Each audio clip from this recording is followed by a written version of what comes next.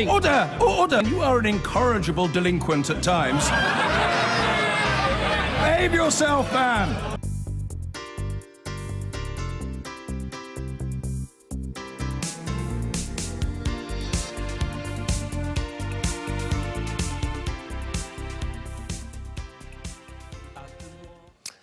Donald Trump is not at the European summit in Sofia. That's no surprise, but he is still setting the agenda. His decision to tear up the Iran nuclear deal, move the American embassy in Israel to Jerusalem, and start a trade war with China and perhaps others have all caused European leaders to splutter, or more likely to certainly consider what their next options are. What it all seems to highlight is Europe's lack of foreign policy clout. Well, let's talk about that with Natalie Tocci. She is the special advisor to the European Union Foreign Policy Chief Federica Mogherini, and Leslie Vinjamuri, who is head of the US and America's program at Chatham House, the foreign policy think tank. And if I could go to you first of all, Natalie Tocci, I mean, do you think there is such a thing as a European foreign policy on these issues, such as Iran, such as the Middle East? Well, I mean, it's clear that the European Union is not a state, and so it does not have the foreign policy that a state does have. It's more, one can look at European foreign policy more in terms of an orchestra, which has a director that should be ensuring that the various instruments and players play in harmony, but it's a different type of animal, it's a different type of actor. Now, what is clear is that when on the other side of the Atlantic there is a president that adopts such blunt positions, it's actually far easier for the Europeans to rally around one another and therefore for the European Union to be united, which of course is the precondition for the European Union to have a foreign policy at all. Do you think that's right, that Trump makes it easier for the Europeans to unite? Well, he certainly makes it feel more necessary. I don't know if he does make it easier. And I think what Trump will potentially seek to do is to divide the Europeans, and then the question is whether they can resist that. I mean, I think at the moment the best news that we have in transatlantic relations, unfortunately, is that royal wedding, and we should certainly pay attention to that. The prospects, I think, for a united European response that are able to maintain any protection for European companies from the sanctions that are forthcoming seems unlikely right now. But nonetheless, I think that the Europeans are showing at the moment a lot of unity in terms of carrying on with talks quietly with the Americans, quietly with Iran, and that's absolutely critical to what will happen in these next 180 days before the sanctions really come into play.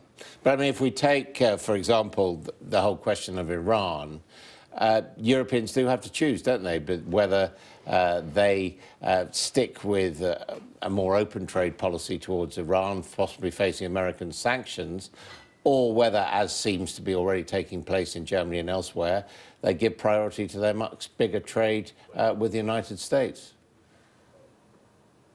Well, let me put it this way. Had Donald Trump adopted a far more nuanced position, i.e. not a clean break from the JCPOA, the Iran nuclear deal, but rather a fuzzy exit in terms of saying to the Europeans, well, you've got a bit more time to negotiate a better and bigger deal, that would have probably for sure divided Europeans.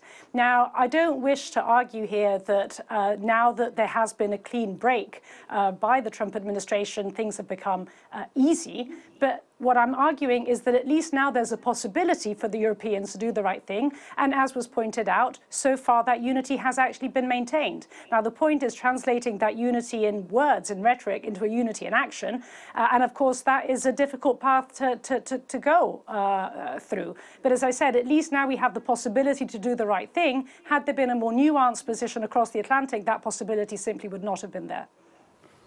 How serious do you think the threat of possible sanctions against European businesses with Iran is to the policy of continuing to support the JCPOA? Well, I think it's very serious. And remember that for Trump, what's coming up are those midterm elections in the United States. So he's taking a very tough line. He's sticking to his campaign promises to pull America out of the Iran deal, to move the embassy. So the likelihood that he will retreat doesn't seem high. Nonetheless, there is this window, right, of the next 180 days.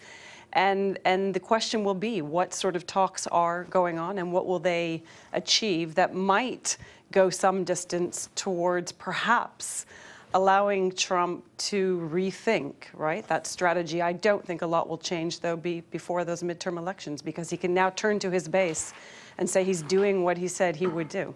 Now, Hitachi, what about the Middle East? I mean, we used to talk about the quartet trying to manage the so-called peace process between Israel and the Palestinians. Now it just looks like America first, America will decide.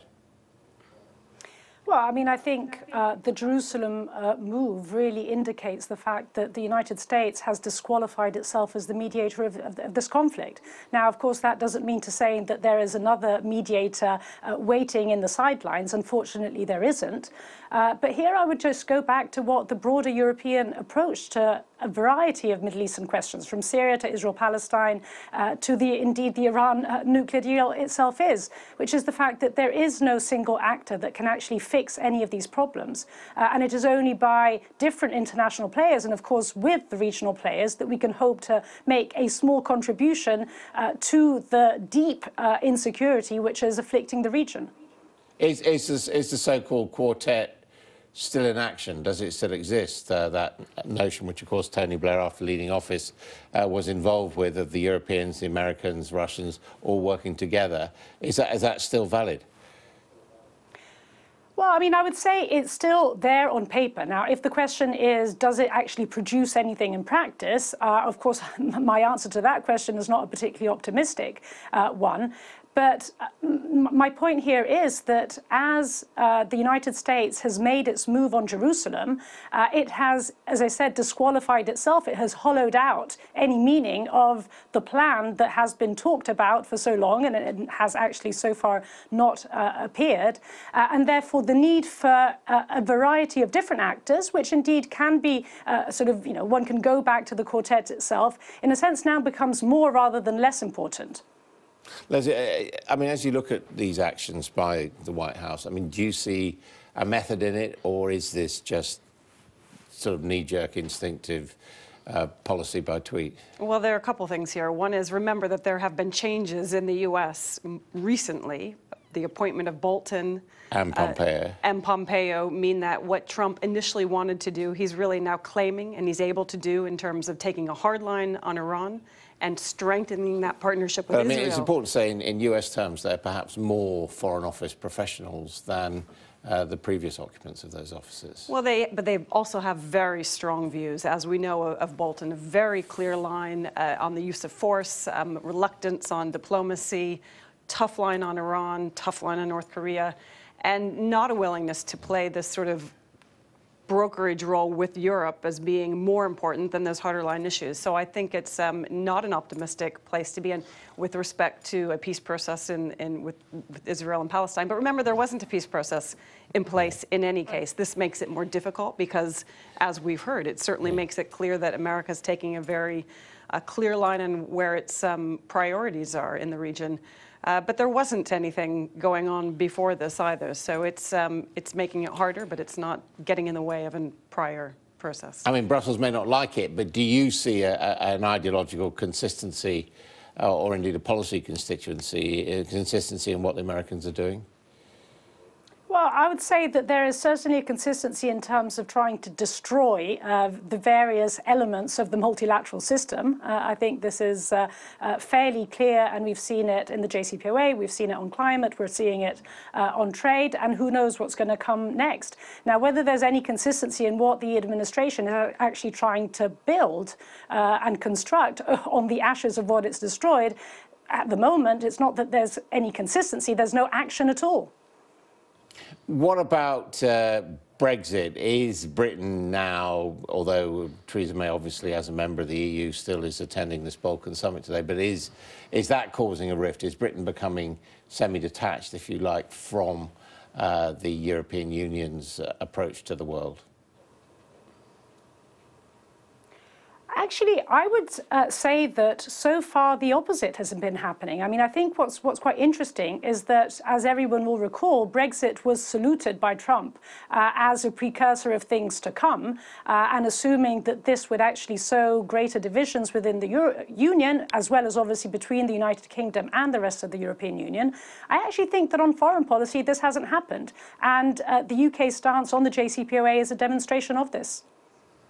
You think so? I think that's right. I mean, Theresa May's had a difficult choice to make between really strengthening that relationship with the United States, but she hasn't really been given a fair hand, and I think the U.S. has continued to look to the continent. But on these very hard lines that the U.S. government has taken, it's pushing Britain and the current government, the UK government, toward closer to Europe. But I mean, if we take an issue, for example, Russia, Germany, and other countries have very close historic ties to Russia. How long do you think will the support for Britain's very strong line following the Skripal poisonings and other developments, how long is that going to last? I mean, there is a perception, or certainly comments being made in London, that they feel that Europe's resolve is weakening. Is that fair? No, I actually disagree with this. I mean, you know, over the course of at least my personal experience within the institutions and studying the institutions, actually the United Kingdom was hardly ever on one extreme of the various spectrum of positions within the Council. And Russia is included in this. So even after the UK leaves the European Union, you still have Poland, you still have the Baltic states, and actually you still have Germany, which itself has changed quite dramatically its own position vis-à-vis Russia. So frankly speaking, I don't anticipate any big changes, be it on Russia or be it on any other question, at least for the time being.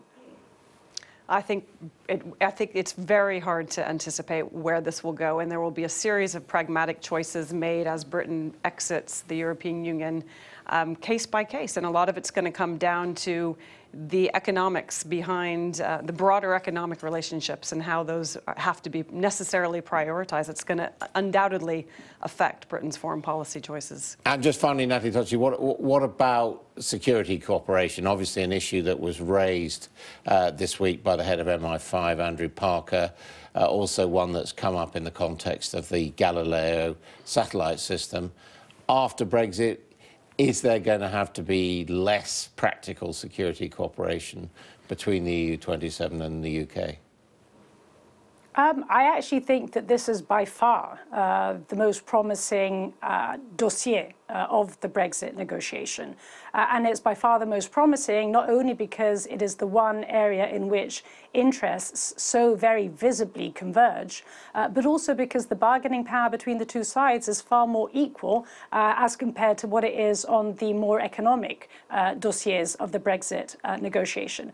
I personally think that the proposals that Theresa May made beginning back in Munich of this year have been by far the most interesting Brexit proposals that have been made by the United Kingdom, and this continues. Now, of course, there will have to be, and there will be moments of tensions, particularly when it comes to representation within institutions and agencies, and of course the Galileo story is part of this, but I'm absolutely convinced that insofar as interests do converge, and the two parties recognize this and continue to recognize this, and therefore act rationally upon that premise, that solutions will be found. Thank you both very much indeed. Thank you.